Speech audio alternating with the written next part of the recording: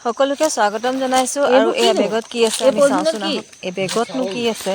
এয়া পলিথিনত কিবা ভৰাই থোৱা আছে এইবিলাক চাওক ইমান দামৰ বিটো এয়া আনিছে মানে দেই পিকনিক খাব পিকনিক হৈ আছে আৰু চবৰে আমাৰ ল'ৰাহঁতৰ ডেকা ল'ৰাৰ দাইল মাংস কি মাংস পাৰ্টি কিমান কি বজাৰ কৰিব জানিছে চাওক কিন্তু মাংস কি খাব হেনো গমেই পোৱা নাই তাৰপাছতে এইকেইটা গোট খাইছে আমাৰ ঘৰত এইকেইটাক ৰাখিছোঁ তাতকেইটা উলিয়াই আছে সিহঁতি পিকনিক খাবলৈ যায় ৰধলা পথাৰত